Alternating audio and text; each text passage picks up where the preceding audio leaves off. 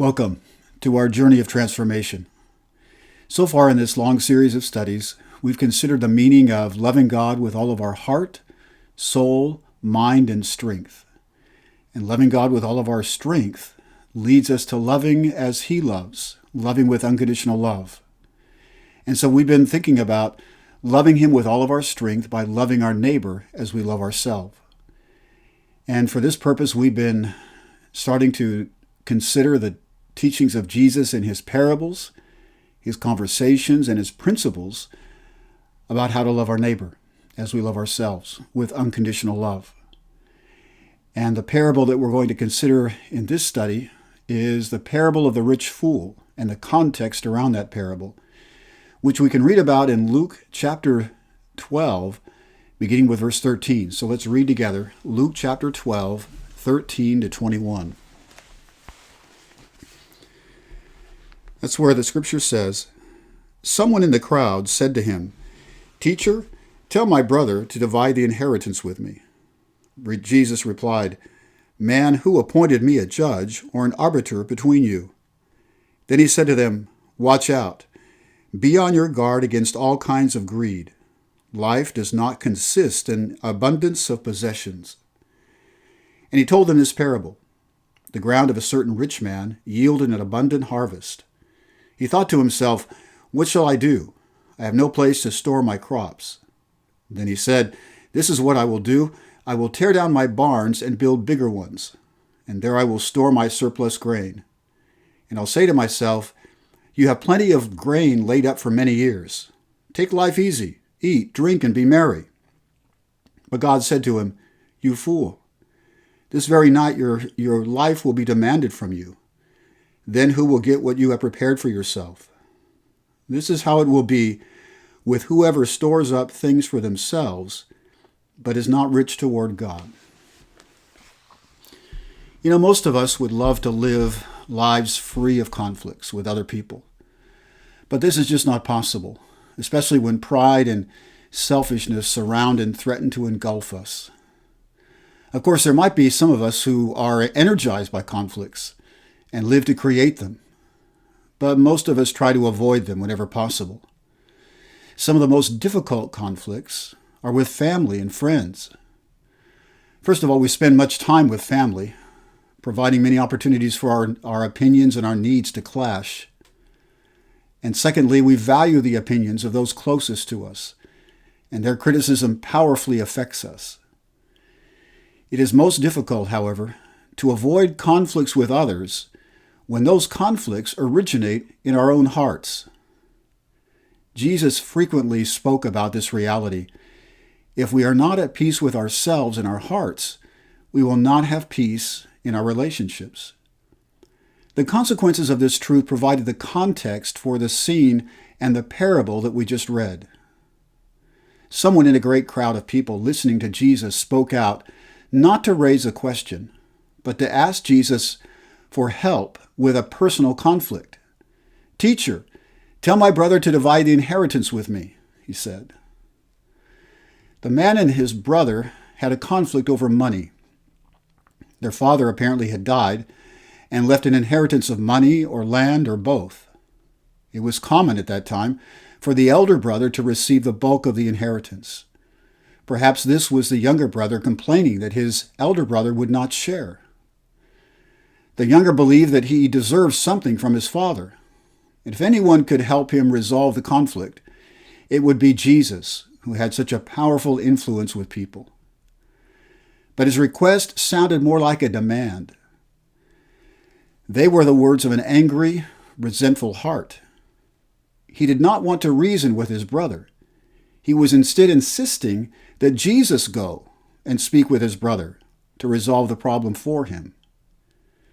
Jesus responded in a rather forceful way, explaining he had not come to referee fights between siblings or as a civil judge to resolve conflicts between neighbors.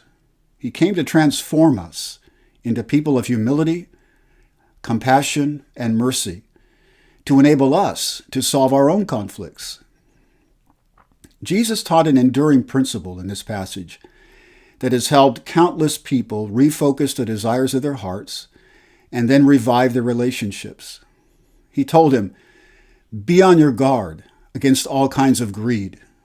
A man's life does not consist in the abundance of his possessions." The conflict with his brother came from a conflict in his own heart. He was greedy. To be greedy means to have such a selfish desire for material things that we act foolishly and destructively in trying to accumulate them. If he was so angry with his brother about money that he could not even speak personally to him, then he was greedy. His appetite for material possessions had become more important than having a healthy relationship with his brother. The real conflict that made this man angry with him was with himself, before he ever became angry with his brother. And that conflict was because he had failed to provide for himself whatever his heart desired materially. And now his brother was failing to help him. According to his way of thinking, the value of his life depended on what he possessed and not who he was deep in his soul. This mistaken viewpoint fueled the flames of conflict with his brother. His brother was no doubt equally as greedy if he was not willing to share what he received. So first, the man needed to change his heart. Then he would be able to solve the problem with his brother with self-honesty and transparency. To help him visualize the direction in which his life was heading, Jesus told him a parable about a rich farmer who had had a very successful harvest. The farmer's expansive fields had produced so much grain that his storage barns could not contain it all. His prosperity left him wondering what to do with the extra grain. He asked, "What shall I do? I have no place to store my crops." The farmer's question reminds us of the question the expert in the law asked Jesus leading up to the parable of the Good Samaritan. But the expert in the law wanted to know what he must do to love his neighbor. The rich man, the farmer, on the other hand, wanted to know what to do to keep all of his goods for himself. And whereas the expert in the law addressed his question to Jesus, the rich farmer addressed his question to himself. Here is where the farmer's life, as we shall say, started going south. At that point, he should have contacted a wise spiritual counselor who could have given him the answer that was too obvious for him to see.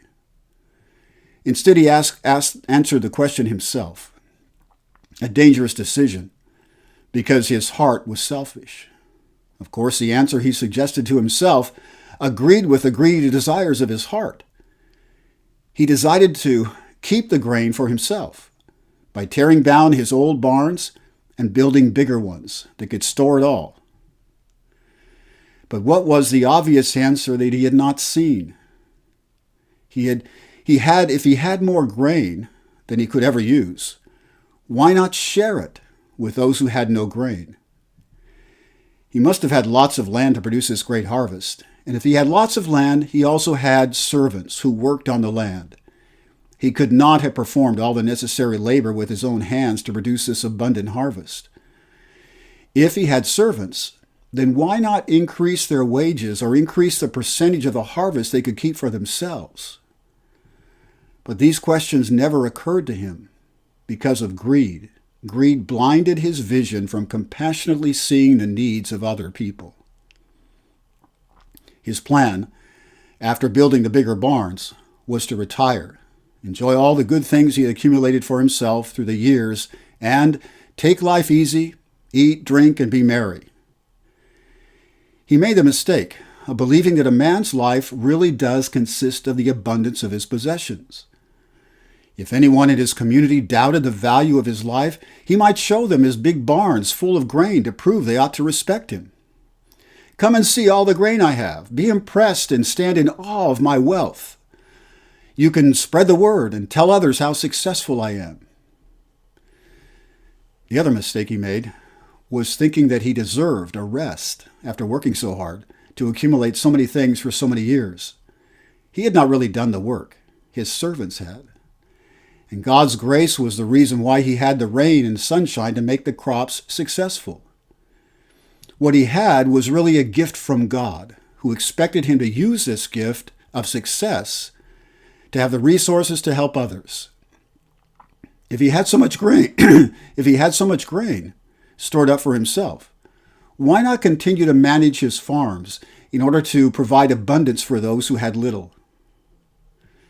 Jesus brought the parable to a conclusion by bringing this man's life to a conclusion much more quickly than the man had planned.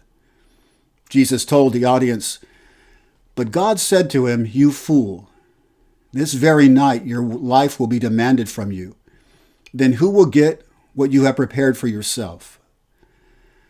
Why do our lives not consist of the abundance of our possessions? We can lose them, as well as our physical lives, in any moment through events outside of our control. Then, what are we left with? What does the genuine value of a person's life consist of? How can we determine whether our lives have been worth living? At the close of the parable, Jesus answered this question. He described the goal of a well-lived life as becoming rich toward God. In other passages in the same chapter, that Luke wrote, chapter 12, Jesus used the phrases treasure in heaven and seeking the kingdom of God.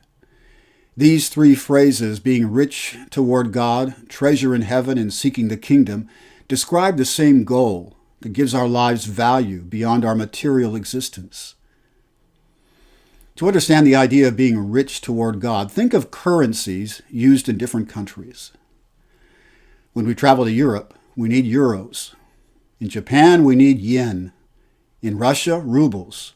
Honduras, lempiras. Nicaragua, colones. Guatemala, quetzales.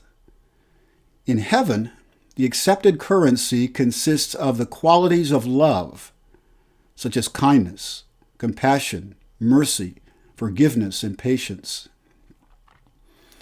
To be rich toward God means to be rich in the qualities that God desires and values.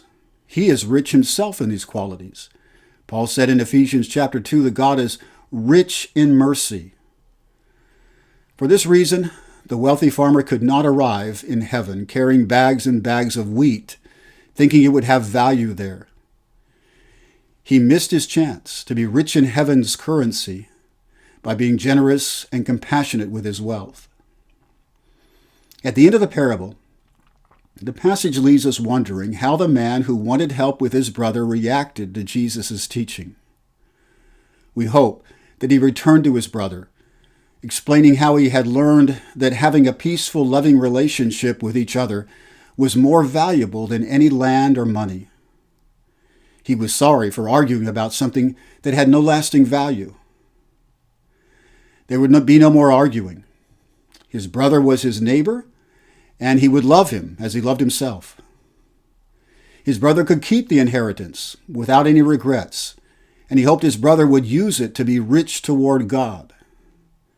He might even have told his brother that he would be gone for a while, traveling, following a man named Jesus. Now think about the parable and the story and the qualities of love and how you might have seen them in this story. Generosity is one. Generosity means to freely give without any thought of receiving something in return. And here Jesus teaches that generosity will make us rich toward God. Selfish greed is foolish because the value of our lives does not depend on the abundance of material possessions we have. How about compassion? Compassion means to feel the suffering of another person deeply enough to want to relieve their suffering. What do we learn about compassion from the rich farmer? His selfish concern for his personal enjoyment of life blinded him from practicing compassion, blinded him from seeing what he could do for other people who were suffering. Greed blinds. There's also something we learn about peace. Peace is to be in agreement and harmony without conflict. And Jesus is teaching here that to resolve the conflict with his brother, the man first had to have resolution of the greed in his heart. The problem was in his own heart. Practicing peace in our relationships is far more important than possessing material things and it begins with our own hearts. There's also something to learn here about humility. Humility is to learn to lower ourselves, for example, by admitting our mistakes and serving the needs of other people first, before our own needs. And clearly, the rich farmer could have practiced humility. He should have put the needs of the poor ahead of his own desire for a comfortable life. He could have become a servant to his servants by being generous to them, and thus learning humility, the humility of love. We learn something about goodness too. Goodness is to live a beneficial life that brings benefit to others. And of course, in greed, we think only about benefit to ourselves. It's impossible to show goodness. The farmer could have worked to bring genuine benefit to the lives of his workers instead of thinking about his own benefit. And thankfulness. Thankfulness is to appreciate and value the gifts we receive. Thankfulness is an act of love too. It's a quality of love. And thankfulness leads us to humility and generosity. Realizing that the possessions we have are gifts from the Father makes us thankful. And thankfulness produces humility and generosity in our behavior to others. So now, just as Jesus said to the expert in the law after telling him the story of the Good Samaritan, "Go and do the same," we now need to go and do the same. What are some conflicts in your heart created by fear, selfishness, or guilt that could be producing conflicts with others? And how do you propose to solve those conflicts? Go and do the same as Jesus teaches. And may God bless you.